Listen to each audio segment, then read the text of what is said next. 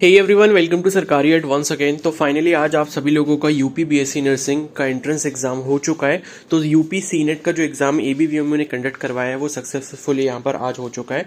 तो उसके जो क्वेश्चंस एंड आंसर्स हैं वो हम लोग इस पार्ट में डिस्कस करने वाले हैं। तो अभी हम लोग सिर्फ बायोलॉजी के क्वेश्चन इस वीडियो में डिस्कस करेंगे।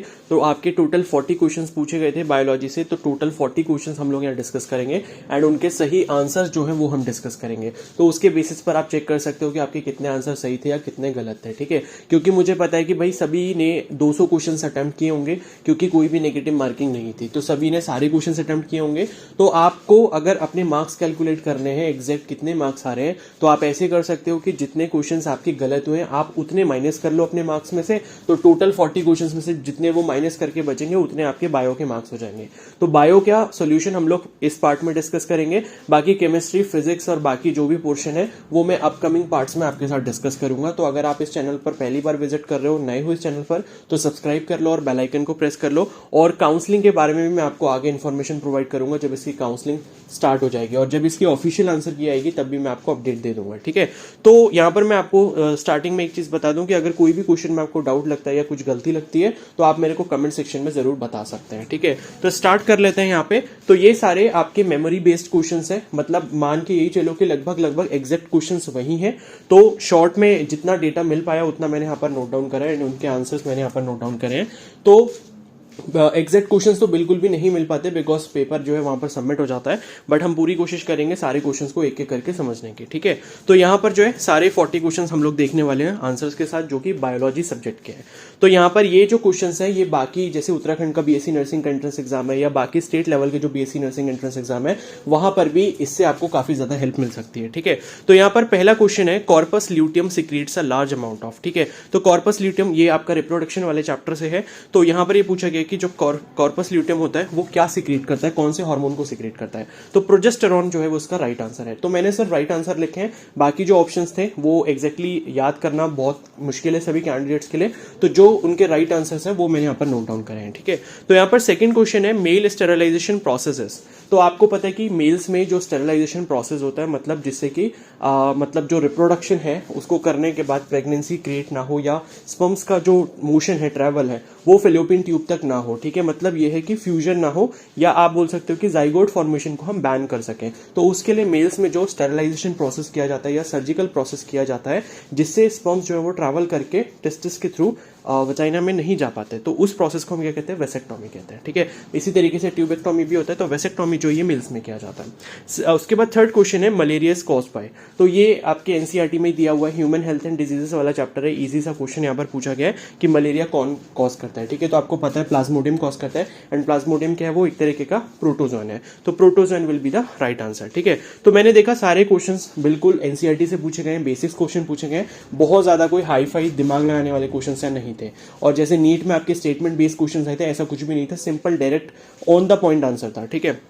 उसके बाद नेक्स्ट क्वेश्चन है disease not transmitted through unhygienic food and water, ठीक है। तो 4 ऑप्शंस दिए थे, अलग अलग डिजीजेस उसमें दी थी, उसमें से पूछा था कि इनमें से ऐसी कौन सी डिजीज है जो अनहाइजीनिक फूड एंड वाटर, ठीक है, गंदे पानी और गंदे खाने से नहीं फैलती हैं। तो इसका राइट आंसर है न्यूमोनिया। न्यूमोनिया जो है वो आपके एक तरीके का ड्रॉपलेट इन्फेक्शन है। आपने कोविड के टाइम पे भी ये काफी टर्म सुना होगा, ड्रॉपलेट इन्फेक्शन।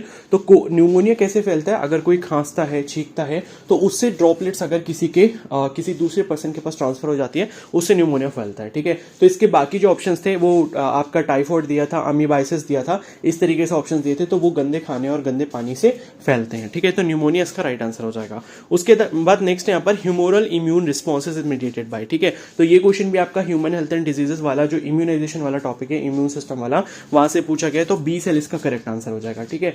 तो आपने पढ़ा होगा ह्यूमोरल इम्यून रिस्पॉन्स और सेल मीडिएटेड, ठीक है, इम्यून रिस्पॉन्स। तो ये आपने पढ़े होंगे कि किसमें टी सेल काम आता है, किसमें बी सेल काम आता है। तो B cell will be your right answer. उसके बाद नेक्स्ट है HIV बिलोंग्स टू। तो HIV यानी कि ह्यूमन इम्यूनो वायरस, जो कि आपका एड्स कॉज करता है। तो वो जो वायरस है वो किस फैमिली ऑफ वायरस से बिलोंग करता है, मतलब किस वायरस की फैमिली के अंदर आता है। तो रेट्रोवायरसेस करके एक फैमिली होती है, वायरस की फैमिली होती है रेट्रोवायरस, उस फैमिली के अंदर HIV को रखा गया है, ठीक है, क्योंकि उसके कैरेक्टर्स और फीचर्स उस फैमिली से मिलते हैं। उसके बाद नेक्स्ट क्वेश्चन था प्राइमरी लिम्फोइड ऑर्गन। तो 4 ऑप्शन दिए थे, उसमें से पूछा था कि इनमें से प्राइमरी लिम्फोइड ऑर्गन कौन सा है। तो थाइमस जो है वो इसका राइट आंसर है। अब नेक्स्ट चलते हैं यहां पर। तो नेक्स्ट क्वेश्चन है वायरस दैट अफेक्ट बैक्टीरिया। तो ये आपने बायोलॉजिकल क्लासिफिकेशन वाला जो चैप्टर दिया हुआ है, सेकंड चैप्टर क्लास 11 का, उसमें ये क्वेश्चन आपको मिल जाएगा आराम से। एक छोटा सा टॉपिक बैक्टीरियोफेजेस वाला दे रखा है, ठीक है, जहां पर आप वायरसेस, वायरॉइड्स और बैक्टीरियोफेजेस पढ़ते हो। तो वहीं पर जो है ये बताया गया था कि जो ऐसे बैक्टीरिया हैं जो कि वायरस को इन्फेक्ट करते हैं या अफेक्ट करते हैं, उन्हें हम क्या कहते हैं, बैक्टीरियोफेज कहते हैं। वो आपने गंगा का पानी वाला एग्जाम्पल भी पढ़ा होगा कि गंगा जल में काफी ज्यादा पाया जाता था। इस वजह से गंगा जल को कितना भी दिन रख लो वो खराब नहीं होता, क्योंकि उसमें बैक्टीरिया जो है वो ये बैक्टीरियोफेजेस मार देते हैं, ठीक है। तो ये जो वायरसेस होते हैं जो कि बैक्टीरिया को किल करने का या इन्फेक्ट करने का काम करते हैं, वो बैक्टीरियोफेजेस हो गए। नेक्स्ट क्वेश्चन था Turner's syndrome results due to, ठीक है। तो ये आपका जेनेटिक्स वाले पार्ट से क्वेश्चन पूछा गया है, जो आपकी क्या बोलते हैं, हेरिडिटरी डिजीजेस वगैरह थी। तो डिसऑर्डर जो थे उसमें टर्नर सिंड्रोम पूछा गया कि किसकी वजह से होता है। तो इसका राइट आंसर है loss of x chromosome in human females. तो ह्यूमन फीमेल्स में जो एक्स का पेयर होता है उसमें से जब एक्स की एक क्रोमोसोम की मतलब वो हो जाता है, वहां से गायब हो जाता है, तो उसकी वजह से ये टर्नर सिंड्रोम देखने को मिलता है। नेक्स्ट क्वेश्चन है हिस्टोन प्रोटीन्स आर, ठीक है। तो हिस्टोन प्रोटीन्स का नेचर यहां पर पूछा गया था। तो कैसा नेचर होता है, बेसिक नेचर होता है, और वो कैसे होते हैं, नेगेटिवली चार्ज होते हैं। नेक्स्ट क्वेश्चन था टिटनेस इज कॉज्ड बाय। तो टिटनेस जो है, टिटनेस जो इन्फेक्शन होता है जिसके लिए आप एटीएस का इंजेक्शन लगवाते हो, एंटी टिटनेस सीरम, वो किसकी वजह से होता है, कौन सी बैक्टीरिया की वजह से होता है। तो क्लोस्ट्रीडियम टिटनी, ये आपका राइट आंसर है, और ये भी आपका क्वेश्चन जो है ह्यूमन हेल्थ एंड डिजीजेस वाले चैप्टर से पूछा गया। नेक्स्ट है एडिबल पार्ट ऑफ कोकोनट, ठीक है। तो ये कौन सा होता है, ये जो आपका रिप्रोडक्शन वाला है, जो आपका रिप्रोडक्शन एंड फ्लावरिंग प्लांट्स वाला चैप्टर, उसी से पूछा गया है कि एडिबल पार्ट जो है कोकोनट का कौन सा होता है, ठीक है। तो endosperm is the right answer, ठीक है। तो ये क्वेश्चन आपको उस चैप्टर में भी दिख जाता है, और कई बार आपको जो आपका मॉर्फोलॉजी ऑफ प्लांट है उसमें भी दिख जाता है कई बार ये क्वेश्चन, और कई बार ये आपका बायोलॉजिकल क्लासिफिकेशन या प्लांट किंगडम में भी ये क्वेश्चन दिख जाता है, ठीक है। तो एंडोस्पर्म इज राइट आंसर।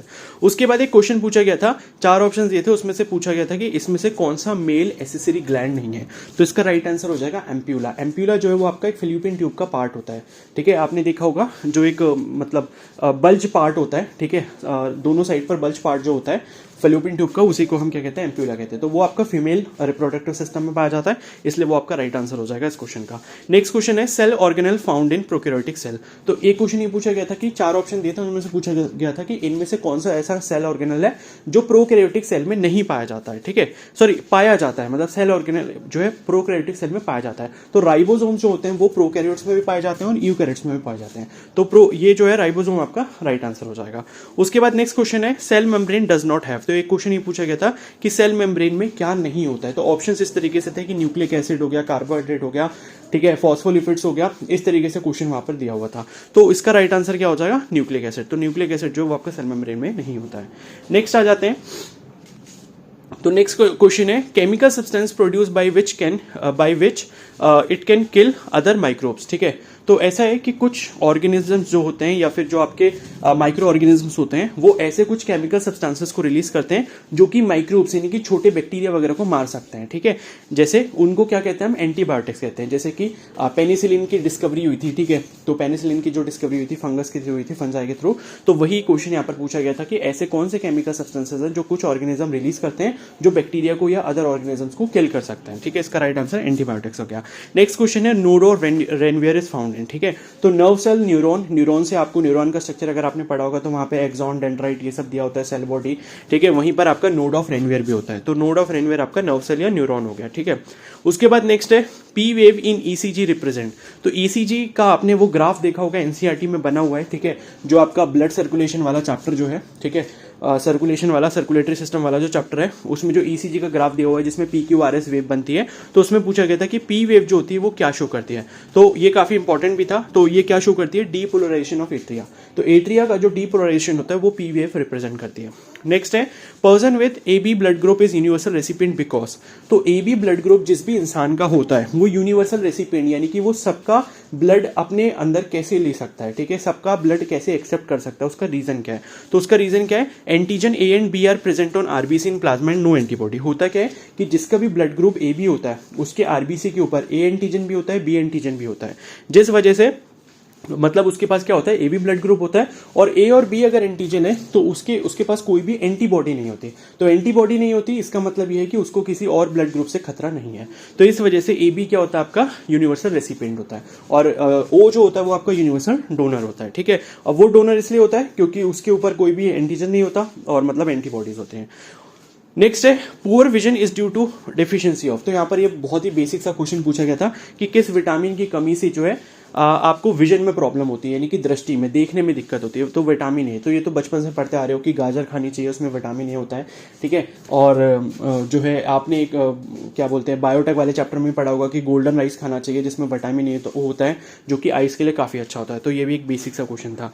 उसके बाद नेक्स्ट है xylem in plants for transportation of. तो जाइलम जो टिश्यूज होते हैं, जाइलम और फ्लोएम आपने पढ़ रखा है। तो जाइलम किसके लिए होते हैं, किस चीज को ट्रांसपोर्ट करते हैं प्लांट्स में, ठीक है। तो वाटर इज राइट आंसर, ठीक है। तो वाटर और मिनरल्स इन दोनों को ही करते हैं, तो वाटर आपका राइट आंसर हो गया। उसके बाद एक क्वेश्चन था आपका इकोलॉजी से, for human population age pyramid depicts, ठीक है। तो ह्यूमन पॉपुलेशन के लिए अगर हम एज पिरामिड बनाते हैं तो वो किसको रिप्रेजेंट करता है, तो वो मेल और फीमेल दोनों की ही एज को रिप्रेजेंट करता है, ठीक है। तो इकोलॉजी से क्वेश्चन आया था। उसके बाद एक क्वेश्चन है deoxygenated blood comes from body to, ठीक है। तो बॉडी से मतलब बॉडी जब एक बार ब्लड ऑक्सीजनेटेड ब्लड बॉडी में जाता है और उसके बाद जब वो यूज हो जाता है सेल्स की वजह से, और सेल्स जब उसको डीऑक्सीजनेटेड कर देते हैं, यानी कि उसमें से ऑक्सीजन ले लेते हैं और उसको डीऑक्सीजनेट कर देते हैं, तो वो डीऑक्सीजनेटेड ब्लड जो है वो बॉडी से कहां जाता है, ठीक है। तो वो आपका कहां जाता है, राइट एट्रियम में। हार्ट का जो राइट एट्रियम वाला पोर्शन होता है, राइट एट्रियम, उसमें जाता है। राइट एट्रियम से राइट वेंट्रिकल, फिर लेफ्ट एट्रियम, फिर लेफ्ट वेंट्रिकल, इस तरीके से जाता है, ठीक है। तो ये जो है आपके क्वेश्चन थे। उसके बाद नेक्स्ट जो क्वेश्चन है यहाँ पर growth hormone in plant test, ठीक है। तो यहाँ पर 3 जो बाकी के हार्मोन दिए थे वो सारे ह्यूमंस वाले थे, वो तो आपने कभी प्लांट्स में पढ़े ही नहीं होंगे, इंसुलिन वगैरह दिया हुआ था, तो ये काफी इजी क्वेश्चन था। तो cytokinin will be your right answer, ठीक है। तो साइटोकाइनिन आपके सेल ग्रोथ में मदद करते हैं, आपने देखा होगा सेल्स को अलग करने में मदद करता है, ठीक है। तो ग्रोथ हार्मोन क्या हो गया, साइटोकाइनिन हो गया प्लांट्स में। उसके बाद नॉटा एसटीडी, एसटीडी का मतलब है सेक्सुअली ट्रांसमिटेड डिजीज। तो 4 ऑप्शन दिए थे, उसमें सिफिलिस, गोनोरिया, एड्स, ये बाकी के 3 ऑप्शन थे शायद, और उसमें पूछा गया था कि इनमें से कौन सा सेक्सुअली ट्रांसमिटेड डिजीज नहीं है, यानी कि सेक्स करने की वजह से कौन सा डिजीज इसमें से स्प्रेड नहीं होता। तो right answer is hepatitis A, ठीक है। और उसके बाद नेक्स्ट है first trophic level in food chain. तो ये बहुत बेसिक सा इकोलॉजी का क्वेश्चन पूछा गया था। फूड चेन आप बचपन से पढ़ते आ रहे हो कि बेसिक फर्स्ट ट्रॉफिक लेवल क्या होता है, सेकंड ट्रॉफिक लेवल क्या होता है। तो सबसे पहले कौन आते हैं, ऑटोट्रॉफ्स, ऑटोट्रॉफ्स यानी कि प्लांट्स, ठीक है। तो प्लांट्स आते हैं, उसके बाद क्या हर्बीवोर्स आते हैं, फिर कार्निवोर्स आते हैं, इस तरीके से आपकी फूड चेन चलती है। तो फर्स्ट ट्रॉफिक लेवल में कौन होते हैं, ऑटोट्रॉफ्स होते हैं, यानी कि प्लांट्स होते हैं। उसके बाद है not a physical change during puberty. तो ये भी बहुत बेसिक सा क्वेश्चन था कि प्यूबर्टी के बारे में पूछा गया था कि प्यूबर्टी में इनमें से कौन सी चीज नहीं होती है। तो इसका राइट आंसर था डिक्रीज इन हाइट, ठीक है। हमेशा हाइट में इंक्रीज होता है, डिक्रीज नहीं होता है, ठीक है। तो ये जो है डिक्रीज इन हाइट इसका राइट आंसर है। फिर नेक्स्ट क्वेश्चन है रिप्रोडक्शन थ्रू सिंगल पेरेंट। तो ये भी बहुत बेसिक सा क्वेश्चन पूछा गया था कि सिंगल पेरेंट से रिप्रोडक्शन के प्रोसेस को क्या कहते हैं, तो एसेक्सुअल रिप्रोडक्शन कहते हैं, ठीक है। जैसे जनरली आपने ये चीज प्लांट्स में देखी होगी, बैक्टीरियाज में देखी होगी, तो सिंगल पेरेंट के थ्रू एसेक्सुअल रिप्रोडक्शन होता है। नेक्स्ट है light enters the I through. तो आई के स्ट्रक्चर अगर आपको थोड़ा बहुत भी पता होता तो ये क्वेश्चन आप इजिली कर लेते। तो लाइट जो है आइस के अंदर जब एंटर करती है तो आइस के कौन से वाले पार्ट से एंटर करती है, तो cornea is the right answer. Next है tissue responsible for flexibility in plants. तो प्लांट्स जब भी अगर कोई प्लांट फ्लेक्सिबल होता है, उसकी स्टेम फ्लेक्सिबल होती है, तो वो किस टिश्यू की वजह से होती है, तो इसका राइट आंसर है कॉलनकाइमा, ठीक है। तो कॉलनकाइमेटस सेल्स या कॉलनकाइमेटस टिश्यू जो होते हैं वो आपके फ्लेक्सिबिलिटी प्रोवाइड करते हैं। नेक्स्ट है bone to bone is connected by. ये क्वेश्चन शायद लास्ट ईयर भी पूछा गया था, मुझे जहां तक याद है, ठीक है। तो बोन से बोन को ज्वाइन करने के लिए, ठीक है, कौन से टिश्यूज का इस्तेमाल होता है, कौन से टिश्यूज उनके बीच में आते हैं, तो उन टिश्यूज को हम क्या कहते हैं, कनेक्टिव टिश्यूज को लिगामेंट्स कहते हैं। तो एक लिगामेंट क्या करता है, एक बोन को दूसरी बोन से ज्वाइन करने का काम करता है। नेक्स्ट क्वेश्चन है movement of water from SPM. SPM यानी कि सेलेक्टिवली परमिएबल मेम्ब्रेन। तो सेलेक्टिवली परमिएबल मेम्ब्रेन वो मेम्ब्रेन होती है जिससे सारे मॉलिक्यूल्स पास नहीं हो सकते, लिमिटेड मॉलिक्यूल्स पास हो सकते हैं। तो सेलेक्टिवली परमिएबल मेम्ब्रेन से जब भी मूवमेंट ऑफ वाटर होता है तो उसे हम क्या कहते हैं, ऑस्मोसिस कहते हैं। तो ये आपका ट्रांसपोर्टेशन वाला जो चैप्टर है उससे बेसिक क्वेश्चन था, वरना अगर केमिस्ट्री में आपने पढ़ रखा है तो वहां से भी आप इसको कनेक्ट कर सकते हो, ठीक है। उसके बाद नेक्स्ट आते हैं amoeba intakes the food through, ठीक है। तो अमीबा जब खाना लेता है अपने अंदर, अपनी बॉडी के अंदर खाना लेता है, ठीक है, उसको एंगल्फ करता है, तो वो किस प्रोसेस से करता है, तो एंडोसाइटोसिस, ठीक है। स्पेलिंग गलत होगी, एंडोसाइटोसिस का राइट आंसर होगा। एंडो का मतलब इनसाइड, ठीक है। और उसके बाद है next not a function of skeletal system. तो स्केलेटल सिस्टम के बारे में पूछा गया था, 4 ऑप्शन दिए थे कि स्केलेटल सिस्टम में से का इनमें से कौन सा फंक्शन नहीं होता। तो एक इसका राइट आंसर जो था वो था production of body heat. Body heat को प्रोड्यूस करने में स्केलेटल सिस्टम का कोई भी रोल नहीं होता, ठीक है। उसके बाद नेक्स्ट है hormones that stimulate the production of pancreatic juice and bicarbonate, ठीक है। तो एक क्वेश्चन ये पूछा गया था कि कौन से ऐसे हार्मोन्स हैं जो आपके मतलब जो डाइजेस्टिव सिस्टम है वहां पर पेनक्रियाटिक जूस और बाइकार्बोनेट्स को रिलीज करने का काम करवाते हैं या उनके प्रोडक्शन को मतलब प्रोड्यूस करवाने के लिए काम करते हैं, ठीक है। मतलब ये कि खाना जब जाएगा अंदर नीचे डाइजेस्टिव सिस्टम में जाएगा तो वहां पर क्या है, हमें पेनक्रियाटिक जूस चाहिए होता है उसको डाइजेस्ट करने के लिए, और बाइकार्बोनेट्स भी चाहिए होते हैं। तो उनको प्रोड्यूस करने के लिए कौन से हार्मोन स्टिमुलेशन देते हैं, ठीक है। तो इसका राइट आंसर है सीसीके, कॉलीसिस्टोकाइनिन और सिक्रेटिन। तो ये दो ऐसे हार्मोन है जो इसके प्रोडक्शन को स्टिमुलेट करते हैं। नेक्स्ट है एंजाइम दैट ब्रेक्स लैक्टोज। तो लैक्टोज को कौन तोड़ता है, लैक्टेज तोड़ता है, ठीक है। तो लैक्टोज को तोड़ने वाला जो एंजाइम है वो कौन सा हो गया, लैक्टेज हो गया, ठीक है। उसके बाद नेक्स्ट है एडिबल अंडरग्राउंड स्टेम। तो एक क्वेश्चन ये पूछा गया था कि ऐसी कौन सी अंडरग्राउंड स्टेम है जिसको हम खाते हैं, एडिबल है। तो potato is the right answer, ठीक है। तो पोटैटो आपने पढ़ रखा है कि स्टेम है, तो वही है, और वो अंडरग्राउंड स्टेम भी है, ठीक है। नेक्स्ट है एंटीबॉडीज एंड कोलोस्ट्रम। तो कोलोस्ट्रम आपको पता है क्या होता है कि जो फर्स्ट इनिशियल डेज में जो मदर अपने बेबी को मिल्क फीड करती है उसी को हम क्या कहते हैं, कोलोस्ट्रम कहते हैं। तो कोलोस्ट्रम में जो एंटीबॉडीज होती हैं वो किस टाइप की होती हैं, तो IgA टाइप की होती हैं। तो ये भी आपका ह्यूमन हेल्थ एंड डिजीज वाले चैप्टर में जो इम्यूनाइजेशन वाला टॉपिक थे वहां से बेसिक सा क्वेश्चन पूछा गया था।